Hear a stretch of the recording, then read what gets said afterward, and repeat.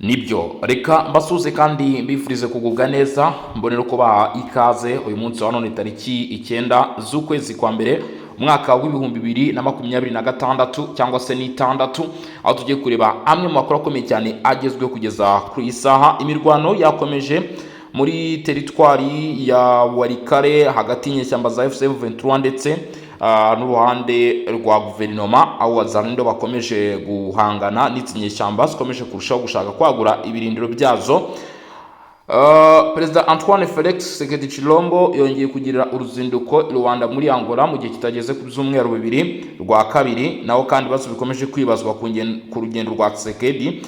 Mu by'ukuri Kinshasa ivuga ko atari ugusimbura ibiganiro bya Doha ndetse na Washington, ahubwo ari ibiganiro bigamije gushaka igisubizo kirambye ndetse no kongera imbaraga mu kugira ngo amahoro n'umutekano uboneke mu burasirazuba bwa Congo. Joao Lourenco arasaba agahenge kandi agasaba ko imirwano ihita ihagarara ndetse n'impande zose kubyubahiriza nta mananiza. Tureba niba biza gukorwa. Ni mu gihe kandi kugeza uyu munsi abagize itsinda ry'inyeshyamba zo mu mutwe wa 23 barashinjwa byinshi, aho abarwanyi umutwe wa FCM23 mu byo bashinjwa harimo gushaka gushyiraho ubutegetsi ndetse n'ibindi bigiye bitandukanye bamaze iminsi bagerageza gukora bitari kwifuzwa n'uruhande urwo ari rwo rwose. Mu burasirazuba bwa Repubulika Iharanira Demokarasi ya Congo, FCM23 irimo gukomeza gukora ibikorwa mu by'ukuri bwo gushyiraho ubutegetsi bwigenga ndetse no kwagura intambara mu bice bigiye bitandukanye. Ibyo byose rero akaba ari bikomeje kugenda bimenyekana cyangwa se bijya hagaragara. Ni mu gihe mu by'ukuri raporo y'impuguke z'umuryango w'abibumbye iherutse gusohoka yongeye gushimangira ndetse no kwerekana yuko hano mu burasirazuba bwa Repubulika Iharanira Demokarasi ya Congo harimo ikibazo gikomeye cyane bijyanye n'ibibazo bimaze iminsi bihavugwa. Unyemerere dukomoze ku bijyanye n'ibi biganiro byongeye gusubukurwa imikoranire hagati ya Kinshasa ndetse na Rwanda. Ese ibi byaba bihatse iki? Ese ntabwo biza kuba byari bavuga ngo nabahigi benshi bayobye imbwa? No vuga ngo Repubulika ya Demokarasi ya Congo turi kunyarukira Katari, tukanyarukira mu by'ukuri tukanyarukira Washington, hakubitiyeho Rwanda, ibya Nairobi biracyahari, hakubitiye by'akarere ka Afurika y'ibiyaga bigari by'abaminisitiri, byose ugasanga biraza byisuka kuri Repubulika Iharanira Demokarasi ya Congo. Nyamara bikaza mu gihe iki gihugu kiri no ku gitutu cy'imirwano itaboroheye ndetse n'ibitero bya hato na hato, ingaruka zabyo abaturage ibihumbi n'ibihumbi bavuye mu byabo, abari gupfa. Ibyo byose bigakubitana no ku bibazo by'ubusahuzi ku mutungo kamere w'iki gihugu, ugasanga nyine iki gihugu byandi bavuga ati naho Congo yari amabuye, naho Congo yari ikomeye, kuko nkeka ko umugabo uwo ari we wese ibibazo biramutse bimuhurijwe mu mutwe umwe, buriya igihugu gifatwa nk'umutwe umwe nyine, byagusaza.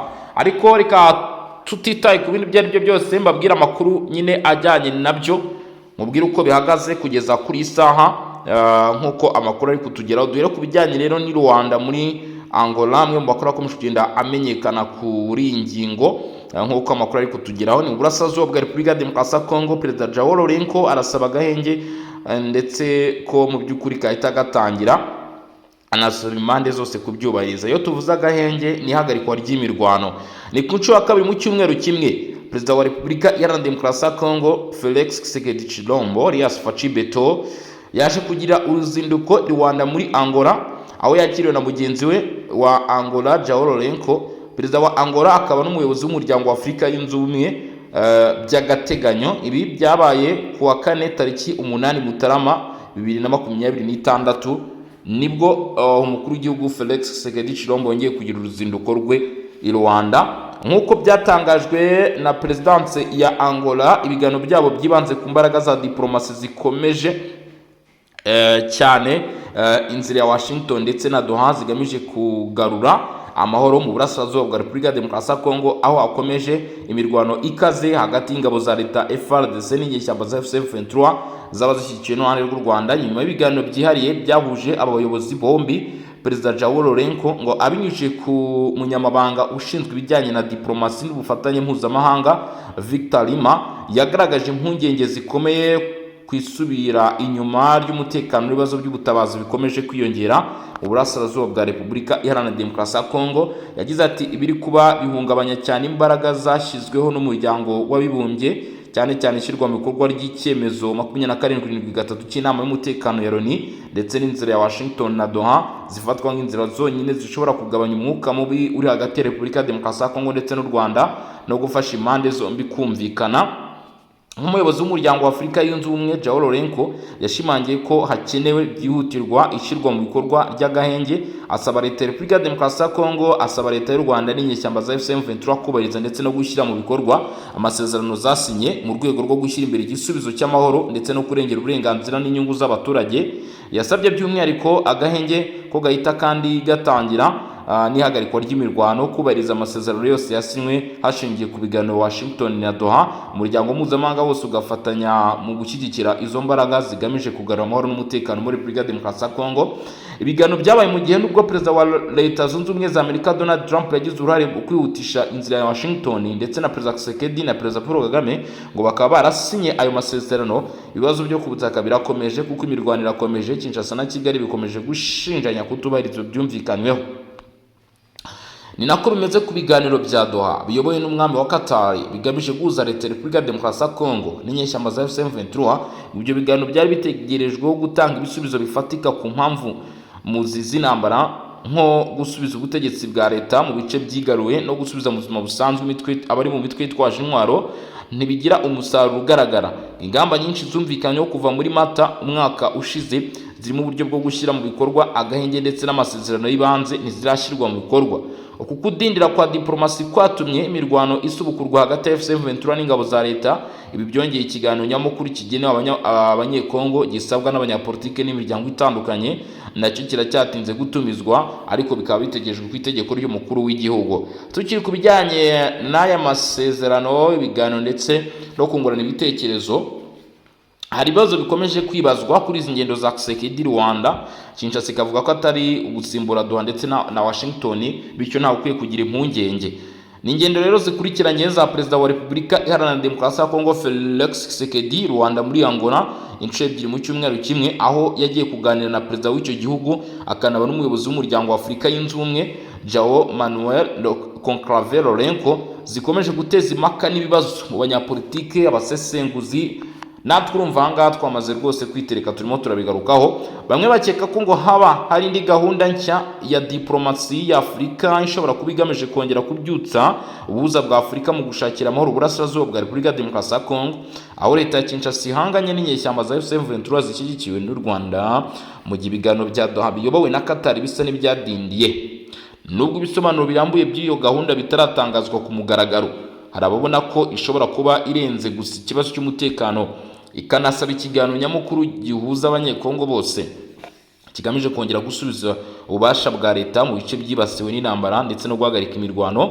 Guverinoma ihakana igitekerezo cyo gusimbura izindi gahunda. Mu kiganiro n'abanyamakuru cyabaye kuri wa kane tariki 8 Mutarama 2026 nibwo umuvugizi wa guverinoma ya Repubulika Iharanira Demokarasi ya Kongo ariwe Patrick Muyaya ari kumwe na Minisitiri w'Ubutabera Guillaume Ngefa basobanuye impamvu z'ingendo za Perezida Tshisekedi i Rwanda, abavuze ko atari igikorwa kigamije gusimbura inzira za diplomasi zisanzwe zirimo iya Washington ihuza Repubulika Iharanira Demokarasi ya Kongo ndetse n'u Rwanda, n'iya Doha ihuza Kinshasa n'inyeshyamba za M23.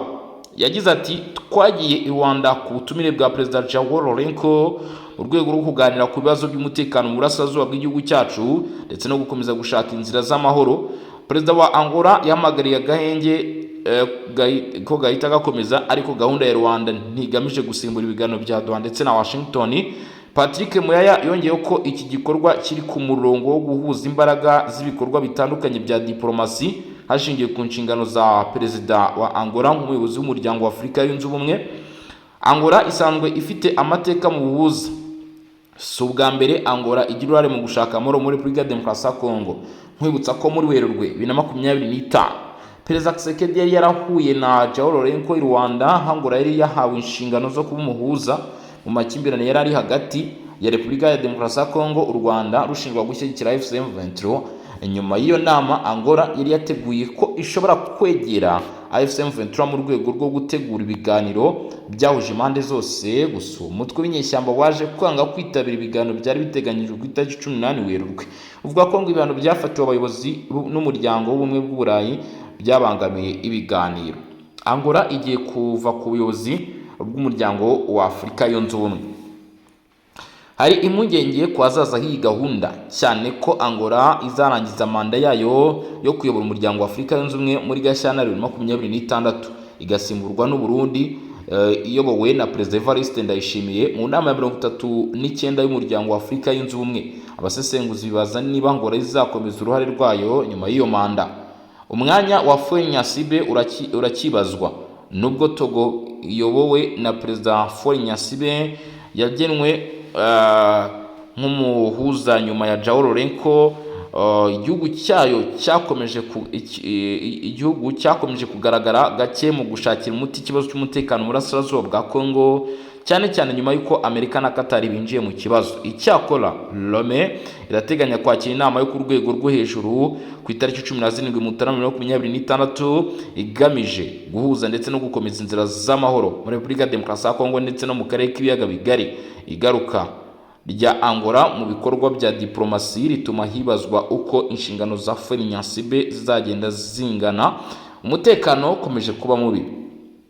Ibi byose bibaye mu gihe nubwo hari imbaraga zashyizwe mu nzira ya Washington zishyigikiwe na Perezida wa Leta Zunze Ubumwe za Amerika Donald Trump ndetse n'amasezerano yemejwe na Perezida Tshisekedi Paul Kagame, umutekano ukomeje kuzamba.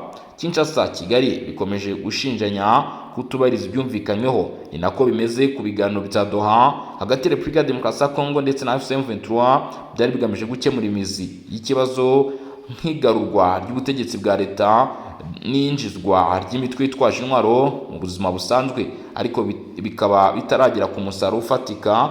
Uku kudindira kwa diplomasi gukomeje guteza umurindi imirwano ikaze hagati y'inyeshyamba za AFC M23 ndetse n'ingabo za leta. Mu by'ukuri uko byakomeje kugenda rero bigarukwaho mu kubihuza n'akarere nk'uko bivugwa, ingendo za Tshisekedi Rwanda ni ingaruka zo kuba nyine umutekano ukomeje kubura ku bijyanye n'akarere k'ibiyaga bigari, bikaba gukumira ko ikibazo gishobora kwaguka ngo gifate indi ntera. Ni ingendo zikurikiranye n'iza Perezida wa Repubulika ya Demokarasi ya Kongo Felix Tshisekedi zikomeje kwibazwaho byinshi, ziri kwibazwaho cyane ku rwego rw'akarere k'ibiyaga bigari, aho izi ngendo zibaye mu gihe akarere gakomeje guhungabanywa n'intambara yo mu burasirazuba bwa Kongo ifite ingaruka zirenga imbibi z'igihugu, ikagira n'ingaruka ku mubano wa Repubulika ya Demokarasi ya Kongo n'ibihugu bikikije cyane cyane u Rwanda, Burundi ndetse na Uganda. Nubwo guverinoma ya Kinshasa ivuga ko igikorwa cya Rwanda kitagamije gusimbura ibiganiro bya Washington hagati ya Repubulika ya Demokarasi ya Kongo n'ibyo hagati ya Repubulika ya Demokarasi ya Kongo na AFC M23, abasesenguzi bo mu karere babibona nk'igerageza ryo gusubiza Afurika ku isonga mu gukemura amakimbirane yayo, mu gihe ibiganiro biyobowe n'abafatanyabikorwa baturutse hanze y'akarere bitaratanga umusaruro ufatika ku butaka. Umuyobozi w'umuryango wa Afurika yunze ubumwe Perezida João Lourenço arimo kugerageza guhuza inzira zitandukanye za diplomasi agamije kugabanya umwuka mubi uri hagati ya Kinshasa na Kigali, umubano umaze igihe warazambye kandi ugira ingaruka ku mutekano w'akarere kose. Intambara yo mu burasirazuba bwa Kongo ikomeje guteza impunzi n'abimukira benshi bajya mu bihugu bihana imbibi na Repubulika ya Demokarasi ya Kongo, bigashyira igitutu ku mutekano n'ubukungu bw'akarere. Ku rundi ruhande, kuba Angola igiye guha Uburundi ubuyobozi bwa EAU muri Gashyantare 2026 bituma hibazwa niba izi mbaraga nshya zizakomeza, cyane ko Uburundi ari kimwe mu bihugu byibasiwe mu buryo butaziguye n'umutekano muke waranzwe mu burasirazuba bwa Kongo. Abasesenguzi babona ko ibi bishobora gutuma akarere k'ibiyaga bigari karushaho kwinjira mu biganiro, aho ibihugu by'akarere byasabwa gufata inshingano zifatika mu gukemura ibibazo by'intambara ndetse n'ingaruka zabyo. Nanone Togo iyobowe na Perezida Faure Gnassingbé, nubwo itari igihugu cyo mu karere k'ibiyaga bigari, ifite inshingano nk'umuhuza wemejwe n'umuryango wa Afurika yunze ubumwe. Icyakora kwinjira kw'abafatanyabikorwa bakomeye nka Leta Zunze Ubumwe za Amerika na Qatar byagabanyije umwanya wayo. Icyemezo bigaragara ko cy'inama izaba ku itariki 17 Mutarama, bikavuga ko ariyo ntambwe izaba itewe na Togo mu rwego rwo kugerageza ko habaho ibiganiro byo guhuza izi mpande zombi.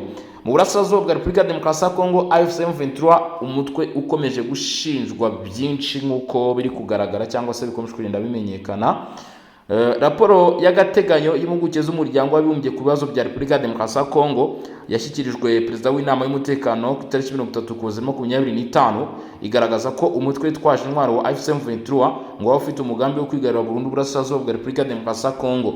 Iyi raporo ivuga ko kuva muri Mata 2025 AFC M23 yongereye ibikorwa bya gisirikare ngo bigamije gukomeza kwigarurira intara za Kivu y'Amajyaruguru na Kivu y'Amajyepfo babifashijwemo n'imyitozo ya gisirikare, kwinjiza abarwanyi benshi ndetse no kwimurira ingabo mu buryo buteguwe neza. Ibikorwa ngo byashyigikiwe n'ubufatanye bwa hafi n'ingabo z'u Rwanda RDF byatumye umutwe wagura ubutaka ugenzura.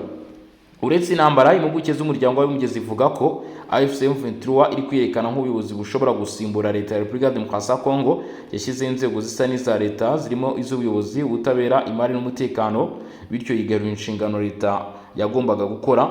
Muri Nyakanga 2025 umuryango uhoraho wa AFC M23 Benjamin Mbonima yatangaje i Doha ko batekereza ko federalisme nk'uburyo bwo kuyobora bigaragaza ko uwo mutwe wifuza gushyiraho akarere kigenga mu burasirazuba bwa Kongo binyuranyije n'amasezerano y'amahoro AFC M23 yemeye ndetse n'ibihano byafashwe n'inama y'umutekano ya Loni. Raporo igaragaza ko AFC M23 yakaje kwinjiza abantu ku gahato, cyane cyane abagabo n'abahungu barimo n'abana bataruzuza imyaka. Abaturage bakusanywa bavuga ko ari ukugenzura irangamuntu cyangwa se ibikorwa by'umutekano, hanyuma bagahatirwa kujya mu gisirikare. Hanakomeje ubukangurambaga bwo kwinjira ku bushake bwitiriwe, ariko ibimenyetso birimo ubuhamya, amafoto n'amashusho byemeza ko kwinjiza ku gahato mu bice M23 irimo muri izi nyeshyamba byakomeje kugenda bigaragara. Nyakanga 2025 AFC M23 yakoze imyitozo myinshi ya gisirikare mu rwego rwo kwagura umubare w'abarwanyi, dore ko tariki 14 Nzeri yatangaje ko yahuguye abarwanyi 2437 Rumangabo, naho ku itariki ya mbere Ukwakira ivuga ko yahuguye abandi 9350 bita Canzu.